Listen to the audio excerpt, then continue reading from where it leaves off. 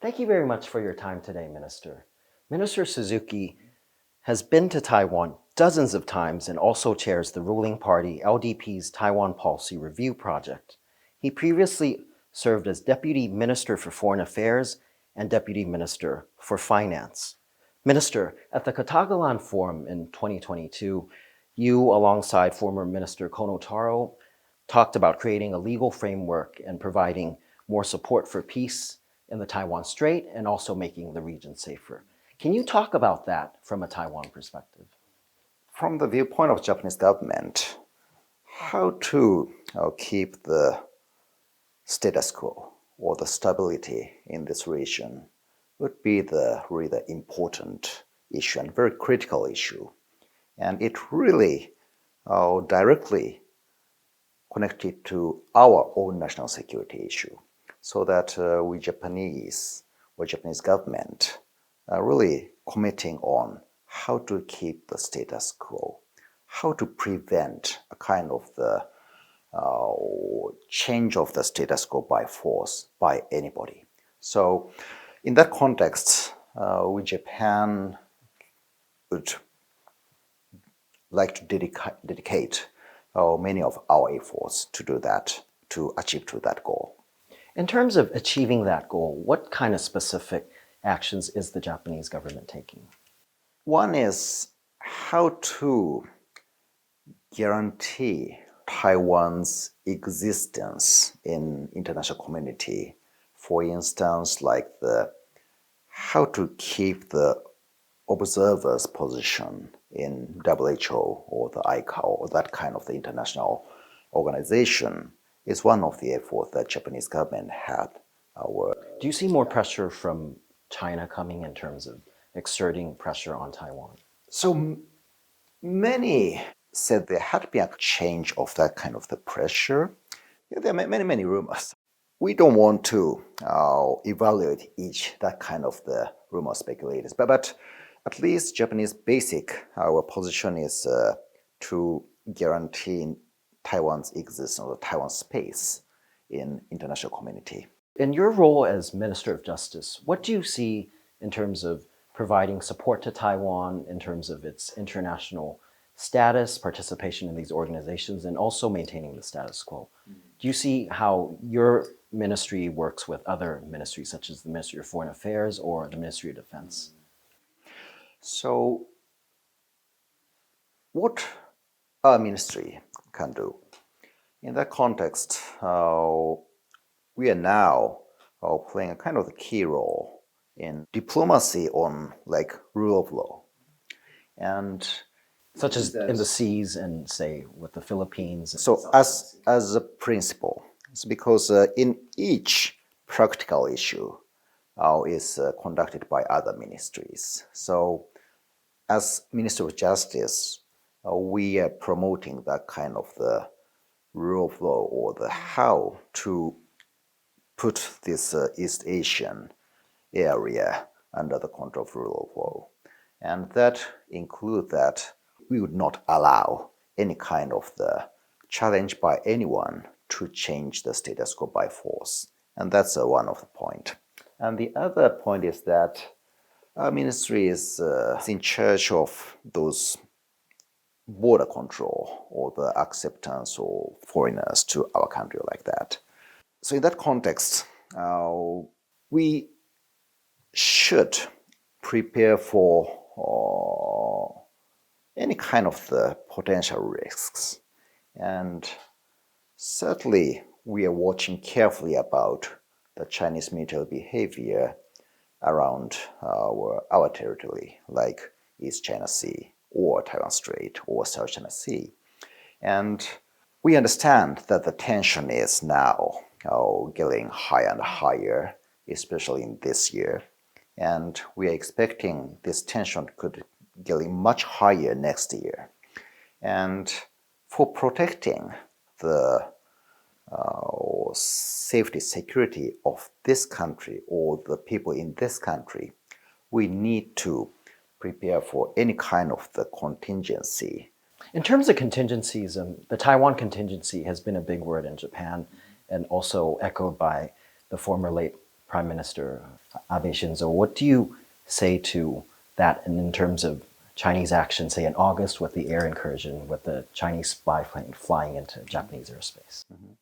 So, frankly speaking, the phrase that the Taiwan contingency is contingency of Japan, actually, that phrase, I were mentioned to that phrase in, I think in April of 2000 something, and on that December, I think that the Prime Minister Abe-san mentioned about that, and it became very, very popular. Actually, so in the context, I totally share that view. And from that viewpoint, I think that the current Chinese military behavior in many cases is seen as kind of the big threat, direct, immediate, or physical threat for Japan itself also.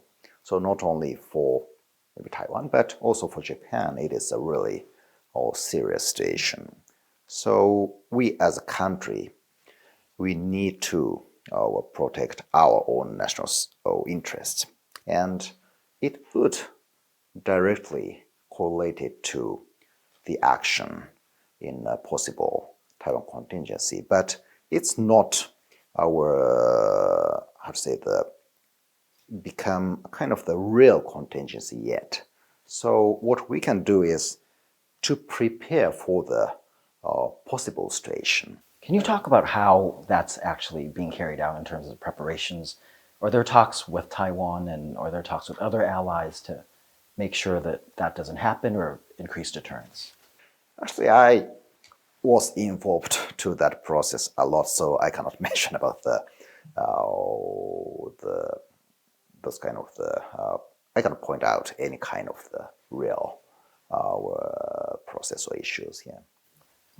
And as the lead of the LDP's Taiwan policy review team, can you talk a bit about what Taiwan means for Japan from a national security standpoint?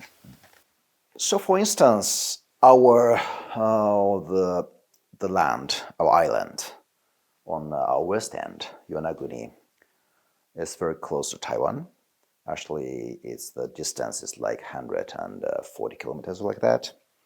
And for instance, in the military drill by PLA, after the visit to Taiwan by Chairperson Pelosi, those maybe quite big number of those missiles launched by PLA was landed to our Japanese easy.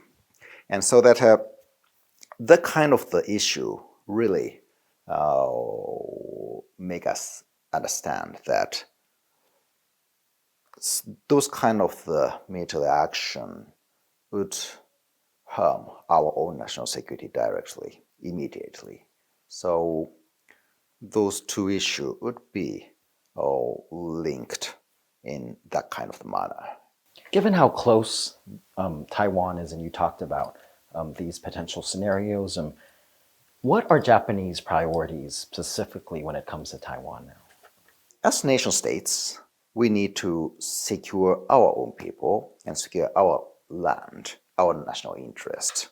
That is the top priority of Japanese diplomacy or the Japanese policy. That is, I think, that the principle in every country or every government, I think. And in that context, we are seeing or calculating how can we secure our own national interest. And many are mentioned about the line that Japanese national security or the national interest is really correlated to all the kind of the existence of Taiwan safely in current status quo. Moving on to the US, what do you say to the US-Japan alliance when it comes to another president? Do you feel it could change into a different form, or do you feel there's anything that we need to look out? So, of course, the US-Japan alliance is to have the long history, right? And had, how to say, adjusted for the circumstances every time.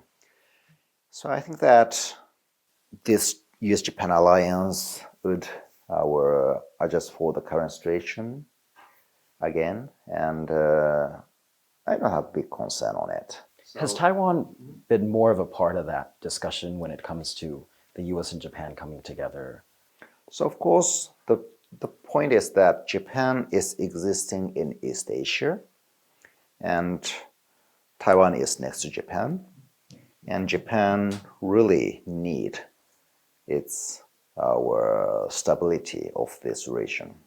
And in that context, Japan and also US don't want to allow any kind of the situation that some country will try to change the status quo by force. That is the situation that we cannot accept or allow. Yeah. So specifically, how do you see deterrence in its best form? So of course, the deterrence always is kind of related to the situation of how the leader of each country is calculating and how the communication among the leaders are taken. So those issues are the key to activate the deterrence. And that includes Taiwan's leaders as well, you believe? I think so. And of course, I understand the current situation is that the Taiwanese people really worry about the Chinese military policy. Not only me, but also the Japanese, many of the people, government official, or the US people. I think US government understand it. And so how to activate the deterrence to avoid that kind of the situation would become the national interest of not only Taiwan, but also Japan or the US. That is our way of thinking. And we want to expand the partners that can share those kind of views. Thank you very much, Minister.